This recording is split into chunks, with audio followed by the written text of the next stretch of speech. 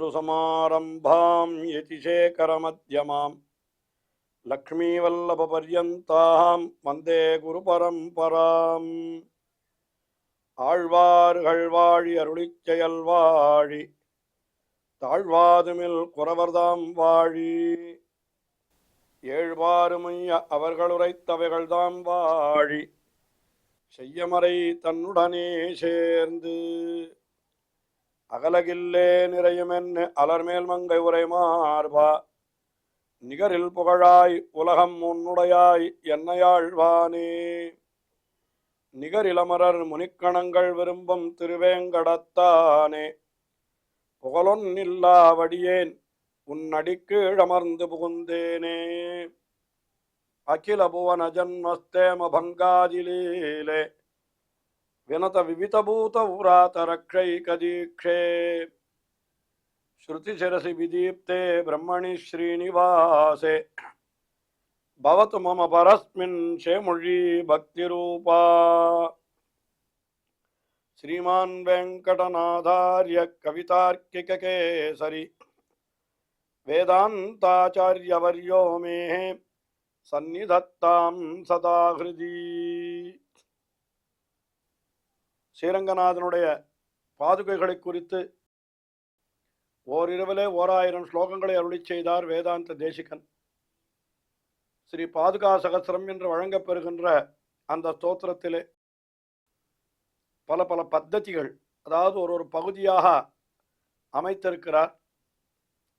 அதிலே இப்பொழுது நாம் அதிகார பரிகிரக பத்ததி, அதாவது ராமபிரான் பரதாழ்வானுக்கு பாதுகையை கொடுத்து அனுப்பின பிற்பாடு அதை எழுந்தொழி பண்ணி கொண்டு வந்த பரதாழ்வான் அந்த பாதுகையை அயோத்தியா சாம்ராஜ்யத்திலே பட்டாபிஷேகம் பண்ணினான் அல்லவா? அப்படி பட்டாபிஷேகம் பண்ணி எழுந்தருளி இருக்கிற நிலையிலே சில நுட்பங்களை எல்லாம் தெரிவிக்கிற ஒரு கட்டம்தான் இந்த அதிகார பரிகிரக பத்ததி. அதிலே இப்பொழுது நாம் 157வது ஸ்லோகம் அதை அனுபவிக்கிறோம். அதாவது பாதுகையை சிம்மாசனத்திலே எழுந்தருள பண்ணின பிற்பாடு பரதாழ்வான் அதற்கு சாமரம் வீசுகிறான். ஒரு ராஜா சிம்மாசனத்தில் இருக்கிறார் என்னால் அவருக்கு சாமரம் வீசுவது என்கிறது ஒரு மரபு, அது ஒரு உபச்சாரம்.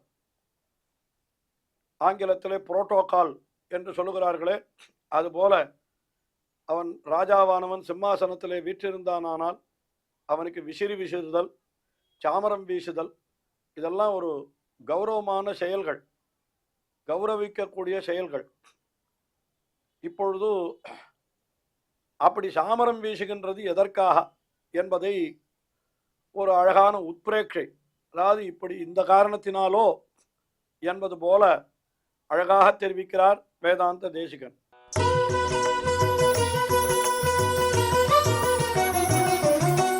காகுஸ்தபாத விரக பிரதிபன்னமௌனாம் நிஷ்பந்ததாம் உபகதாம் மணிபாதரக்ஷே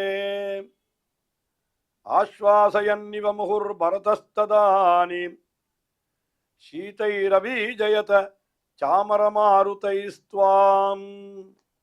அந்த பாதுகையானது ராமபிரானுடைய திருவடிகளை பிரிந்திருக்கிறது. ராமபிரான் திருவடியிலிருந்து தானே பாதுகை பரதாழ்வானுக்கு கொடுக்கப்பட்டது. அதனால ராமபிரான் வெறும் திருவடிகளோடு எழுந்தருளி விட்டான். இந்த பாதுகை அது எப்படி இருந்தது? அவனை பிரிந்ததுனால ரொம்ப வருத்தம் ஏற்பட்டு விட்டது. காகுஸ்த பாத விரக பிரதிபன்ன மௌனாம். அந்த காகுஸ்தனான ராமபிரான் அவனுடைய பாத விரகம், திருவிடிகளை பிரிந்த வருத்தம், அந்த வருத்தத்தினாலே பிரதிபன்ன மௌனாம், மௌனத்தை அடைந்து விட்டது. பாதுகை சிம்மாசனத்தில் எதுவும் பேசாமல் அப்படியே தானே இருக்கிறது. என்ன காரணம்? ராமபிரானுடைய திருவடிகளை பிரிந்த வருத்தத்தாலே அதற்கு பேசக்கூட முடியவில்லை. அதனால் அப்படி எப்படி இருக்கிறது? அது பிரதிபன்ன மௌனாம், மௌனத்தை அடைந்து விட்டதுன்னு சொன்னார். அதனால இன்னும் என்ன அடைந்தது அது என்னால் அது நிஷ்பந்ததாம் உபகதாம் மணிபாதரக்ஷே. ஹே மணிபாதரக்ஷே, நிஷ்பந்ததாம் உபகதாம், மௌனம் மட்டுமில்லை, அசையாமல் இருக்கிற தன்மை. ஆடாமல் அசையாமல் சித்தாமல் சிந்தாமல் சிதறாமல் ஒரே இடத்துல சிம்மாசனத்திலே இந்த பாதுகை எழுந்தருள் இருக்கிறது. அதனால இப்ப என்ன ஆயிடுச்சு, உபகதாம் நிஷ்பந்ததாம், அசையாமல் இருக்கிற தன்மையை அடைந்து விட்டது.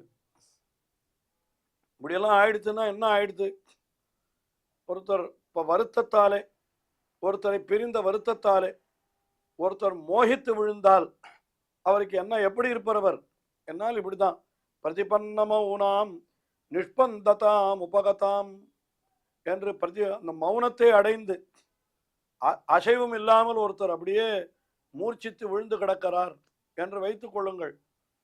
அப்படி மூர்ச்சித்து விழுந்து கிடக்கிறவரை கொஞ்சம் ஆசுவாசப்படுத்தி மறுபடியும் உணர்வு பெற செய்ய வேண்டும் என்றால் என்ன செய்ய வேண்டும், அவருக்கு குளிர்ந்ததாக காற்று வீச வேண்டும். தண்ணீரை எடுத்து முகத்திலே தெளிப்பார்கள், விசிறி எடுத்து விசிறுவார்கள். இது மாதிரி எல்லாம் பண்ணணும். இதைத்தான் பரதாழ்வான் அங்கு பண்ணினான்.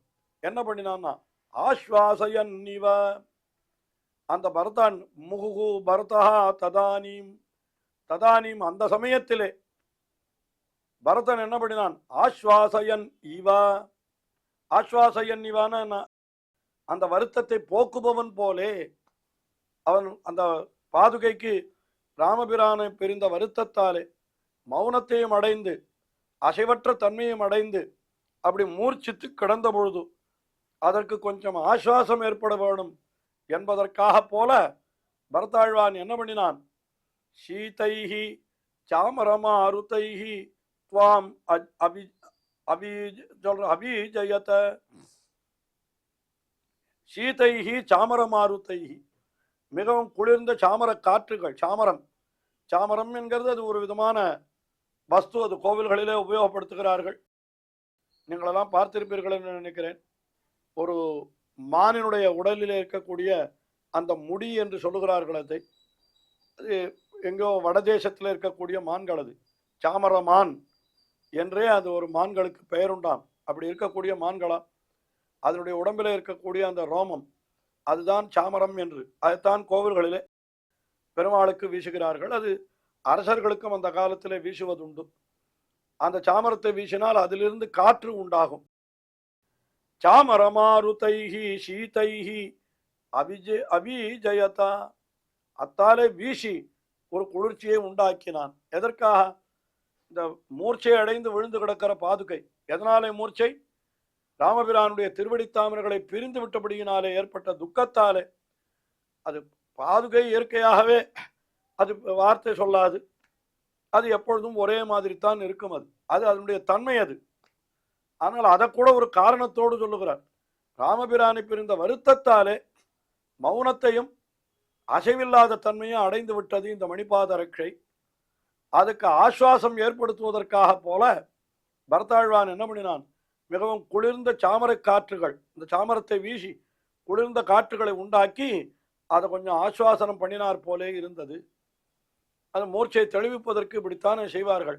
அப்படிப்பட்ட காரியத்தை அவன் செய்தான் பரதாழ்வான் என்று இந்த ஸ்லோகத்திலே ஒரு அர்த்த விசேஷத்தை தெரிவித்தார். அதற்கு மேலே அடுத்ததாக 158வது ஸ்லோகம். இந்த ஸ்லோகத்தில் என்ன சொல்லுகிறார், ராமபிரானுடைய பாதுகை ராமபிரானுடைய திருவடிகளிலே இருந்தாலும் அது ஜகத்தை ரட்சிக்கிறது. திருவடிகளை விட்டு பிரிந்து இப்பொழுது அயோத்திக்கு வந்தாலும் அது உலகத்தை காக்கிறது. எப்பொழுதும் அதுக்கு அதுதான் காரியம். அதை அடுத்த 158வது ஸ்லோகத்திலே தெரிவிக்கிறார்.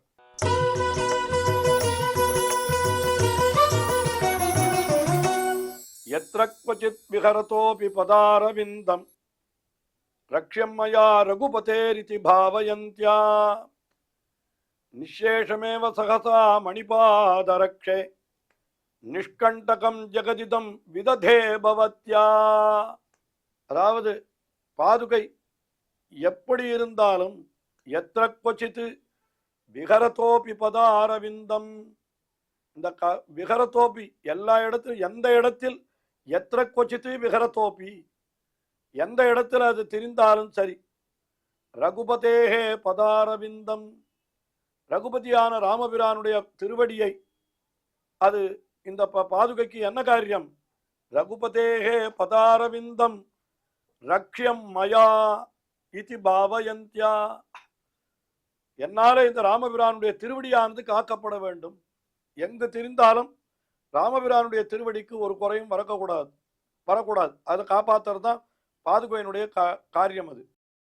அது என்ன பண்ணித்துன்னா, நிஷேஷமேவ சகசா மணிபாதரக்ஷே நிஷ்கண்டகம் ஜெகதிதம் விததே பவத்யா.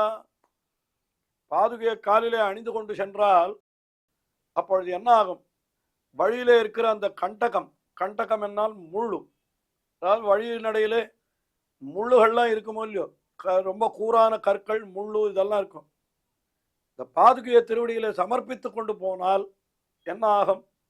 அந்த கல்லும் முள்ளும் சமப்படுத்தப்பட்டு விடும். ராமபிரானுடைய திருவடிக்கு அந்த கல்லாலேயோ முள்ளாலேயோ ஒரு ஆபத்தும் வராது. ராமபிரானுடைய திருவடியோடு கூடி இருக்கிற பொழுது அந்த பாதுகை என்ன பண்ணுகிறது? இந்த கல்லையும் முள்ளையும் அது பதப்படுத்தி விடுகிறது. அது கூட இருக்கிற பொழுது நிஷேஷமே வசகசா மணிபாதரக்ஷே நிஷேஷமேவா, முள்ளே இல்லாதபடிக்கு, நிஷ்கண்டகம் என்னால் அந்த முள் இல்லாதபடிக்கு, ஜெகதிதம் விததே பவத்யா. முதல்ல ஸ்லோகத்துல என்ன சொன்னார்? எத்திர கொச்சித் விஹரதோபி, எங்கு திரிந்தாலும் கூட ராமபிரானுடைய திருவடிகளுக்கு நன்மை பண்ணணும். அதுதான் அதனுடைய பாதுகையினுடைய காரியம்.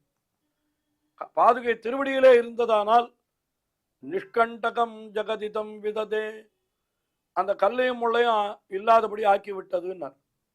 இப்போ பாதுகையானது பட்டாபிஷேகம் பண்ணிக்கொண்டு ராமபிரானுடைய திருவடியை பிரிந்து வேறு இடத்திலே, அதாவது அயோத்தியிலே சிம்மாசனத்திலே வீற்றிருக்கிற பொழுது என்ன ஆயிற்றுன்னா அதே காரியம்தான்.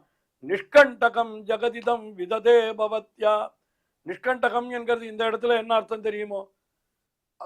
ரொம்ப கல் நெஞ்சினராயும் முள் நெஞ்சினராயும் இருக்கிறார்களே, அவர்களையெல்லாம் பதப்படுத்தி விடுகிறது. அதாவது காட்டிலே செல்கிற பொழுது பாதுகை உண்மையாகவே கல்லையும் முள்ளையும் பதப்படுத்துகிறது. ராஜ்யத்திலே அந்த சிம்மாசனத்திலே வீற்றிருக்கிற பொழுது அதே பாதுகை என்ன பண்ணித்துன்னு கேட்டா, நிஷ்கண்டகம் ஜெகதிதம் விததே பவத்யா. எந்த விதமான விரோதமும் இல்லாதபடிக்கு அந்த ராஜ்யத்திற்கு இந்த பாதுகையே செய்து விட்டது.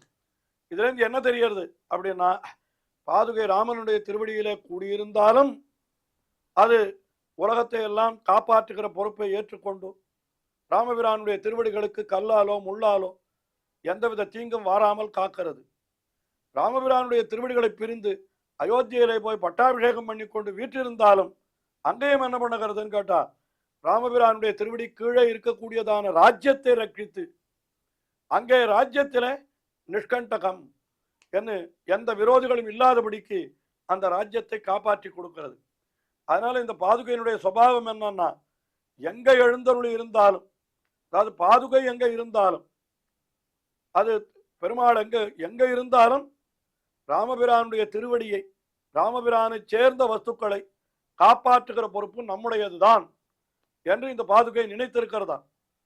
அதனால என்ன பண்றதுன்னு கேட்டா, காட்டில எழுந்துடுகிற பொழுது கல்லையும் முள்ளையும் பதப்படுத்தி கொடுக்கிறது.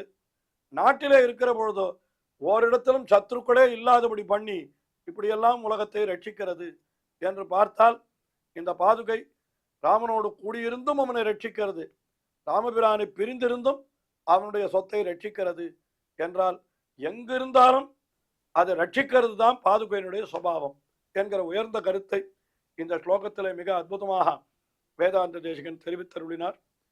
ஸ்ரீயக்காந்தாய கல்யாண நிதயேர்த்தினாம் ஸ்ரீவேங்கட நிவாசாய ஸ்ரீனிவாசாய மங்களம். ஸ்ரீமத் சுந்தர ஜாமா திருமுனிமான் சவாசினே சர்வலோக நிவாசாய ஸ்ரீனிவாசாய மங்களம்.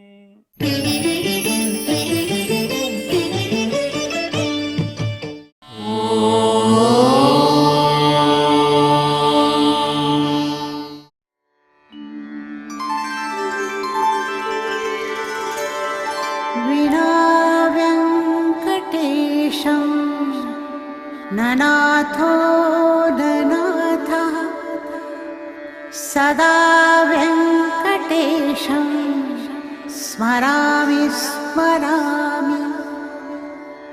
हरे वेङ्कटेश प्रसीद प्रसीद